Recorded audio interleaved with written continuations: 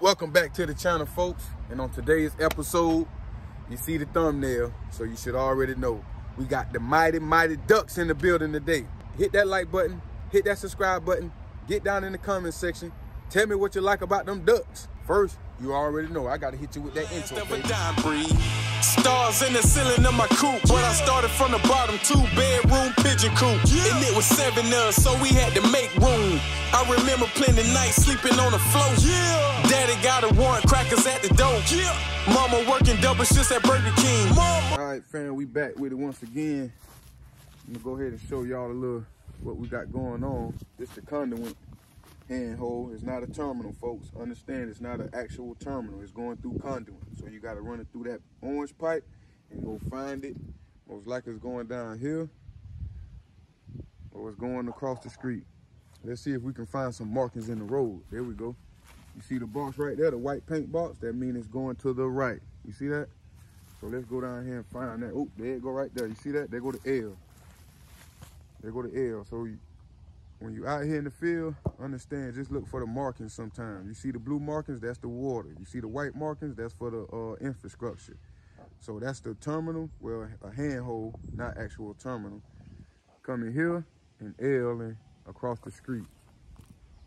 Now, this is an actual terminal. You see the T with the circle around it? Let me move some of these leaves out the way. You see the T with the circle around it coming across the street back where we just came from? That's letting you know that it's an actual terminal here. So what's across the street is just the conduit handhold. You see the terminal? You see the terminal, right? Right. So it's conduit over there coming to here, and you got your plug and play right there. Just take it back across the street. You see the L, you see the box, you see the handhold coming out of there. Close up on that water, they was close, boy. That was a close shot for the drill guy. Coming under this sidewalk slabbing, and we gonna shoot this driveway right here. We're gonna shoot the driveway right here. I want to point this out. Now you know I normally, since that's the handhold over here, I probably wouldn't have came straight across the sidewalk. I would have came straight along here and came down here and shot my missile shot right across here, right at the corner. I don't like to shoot sidewalk and then the driveway if I don't have to. If I can get at that corner piece right here and go straight in right here, I'm good. I'm gonna take that route versus going the sidewalk in the driveway, two separate shoots. But I wanted to point this out right here. I don't know what happened right here, but this is a piece of replacement of the driveway. So I'm gonna be careful and take initiative to take my driveway shooting more up closer to the home. Like right in here going across, straight across. I ain't even gonna go at an angle because I don't know what happened right here.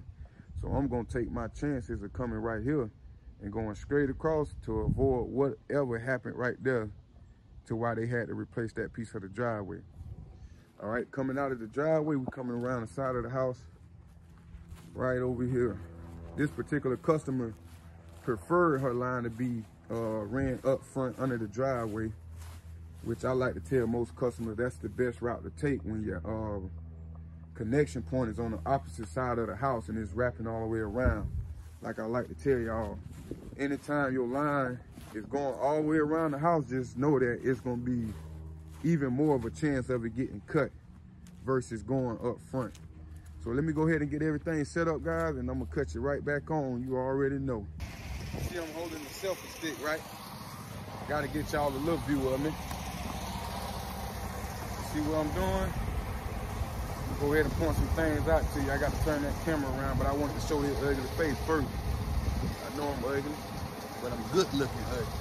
All right, man, I'm gonna just go turn this camera around, man. Just give me a little second. All right, fam, we already got the line pulled through the conduit. We got that closed up over there. Already pulled out of the conduit, out of the handheld box, handhold. And right here, I wanted to show you, when they already got the temporary line going up under that sidewalk, there's no need for you to bring your missile head over here, open up a pit hole, and have to shoot this sidewalk when you already got to shoot the driveway. So I'm gonna show you a quick fixer-upper where you can just get on through that. You see I got the line taped up with the new line, the temporary line taped up with the old line. The temporary line taped up with the new line. Now all you gotta do is just pull it through. And just don't damage the line as you pull it. You see my trench, you see the trench, you see the trench. I'm gonna go ahead and turn this missile on so we can go ahead and get up under here. Let me turn that on for you.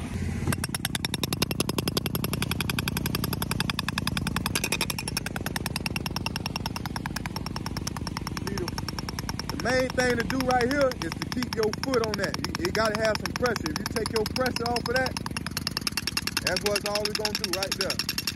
So it needs that pressure on top until it get up under that driveway. Once it get up under that driveway, you good to go. You just gotta turn the compressor down.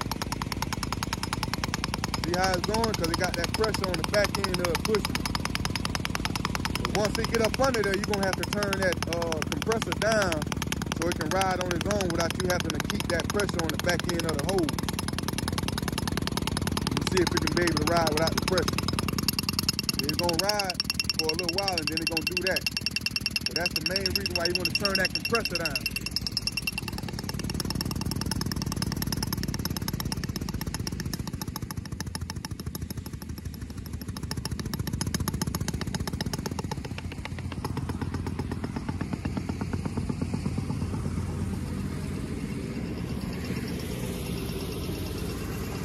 Goddamn, this is why I hate working in Florida, because it's sand. See, in Georgia, you got the clay. And when that missile go up under there, it's trying to push through that clay. And it's more easy to stay intact with that compression up on the side of the walls of the missile head. See, when that loose sand and dirt from like the beach areas of Florida, it ain't got enough compression on the side of the missile to keep that pressure on. 1 hour later.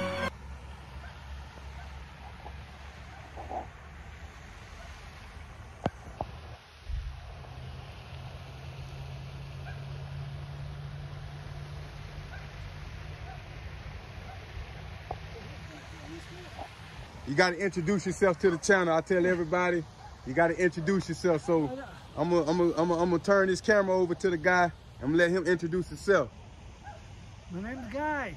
Mr. Guy, how you doing? And I found out how the ducks do it, and you won't believe it. How they do it, man? She's laying like this, squatting. He's on her back, nipping her neck. Yep. Now, if she likes him, she turns her thing toward him. He gives her his dose. Yep, yep. Gets off, and it falls off. And it just fall off? That's in nature. Now, if you don't like him, she turns it away from him. He squirts and it'll go nowhere, and it still falls off. Come on, man. So a month after this happens, he can't turn them apart because he has no dick. And she's laying on her eggs. Come on, man. YouTube and check it out how to do it. If the male is not wanted, she turns the oviduct sideways. He thrusts in, gets spotted by it. He leaves, and the one she likes comes in. He can do as many. His big sport, she gets 35 eggs, and as many come out. That's how many. Some don't make it. Yeah, yeah. But so it's somewhat like human nature, right? With the women, then basically. Exactly. She moves, and the guys out. And a month afterwards, you can only tell a female. Yeah. Because the males only grow it a month before he uses it. He grows it. So only a month before they use it, the male grows there. That's it. Aside from that, you can't tell. Man, that's weird. You can tell her and it. That's weird. That's definitely weird. So what we got out here, Mr. Guy? Let everybody understand what we got out here, because some people don't understand that there's different species of ducks out here. The white one is an ibis. Ibis. There's 3 or 4. If they look the same in the head, it's probably the same species. These are all ducks. All ducks and geese. Big guys, white-headed, and they squawk and yell at you. They own this territory. They own it. I tell them all the time, the goose and the geese, they get all the respect, man. Well, they run for it too. I have mom with her 6 kids going for some food. He runs out 6 to 8 foot, smacking at her, pushes her aside, bumps to the side, and he eats the food. Oh yeah. I mean, very, very aggressive. They very aggressive, man. Yeah. Try to get a little bit of footage of them. Yeah, go for it, man. Cool. I like to see them up and close and personal. I'm gonna get a little close and just zoom in for y'all. Mr. Guy gonna go get a little bit of food and see if we can do a little feed into the ducks, geese, and the goose out here. But yeah, these geese, man, they are very aggressive. Like I say, they get all the respect. I rarely see the ducks in the middle of the road, but the geese and the goose, man, they don't play. They come across that road and be looking at you like, hey, you better stop.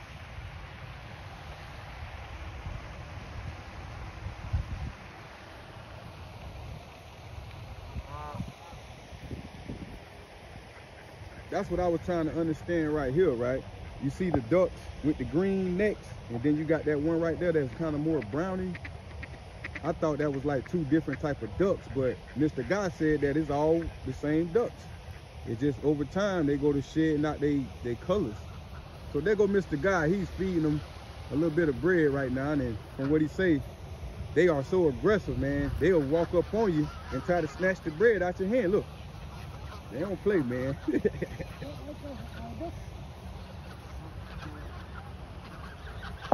I'm out here with Mr. Guy, and we just feeding the ducks.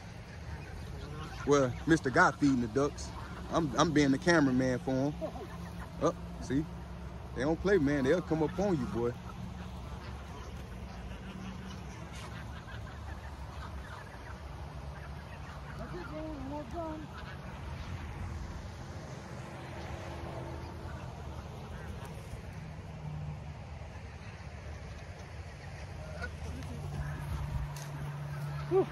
All right, Mr. Guy, anything else you want to tell the good viewers over on YouTube about the ducks and the geese and the goose? Don't mess with Mother Nature. She'll hate you for it. I tried feeding the little duckies. They got it. Oh, man. Told you so. Be aware that when you go around these ducks, geese, and goose, man, they could be so aggressive on you. Don't get too close because, yes, they have bugs and they get you, they get on your feet and they start biting you. And you wash them off and use some anti-itch cream. I forgot about that myself. So don't get too close here. Hello! Ha! That's enough. Goodbye. Ha ha ha. I forgot about the bugs part of it last time. I got bitten in my legs. All right, guys, we're gonna end it off right there. Sound good. With the goose and the geese and the ducks. I'll let you get back to your job, please. Yeah, I gotta get back to my job. I gotta give you two back. I found that, didn't know what the hell was all about. One debt to society later.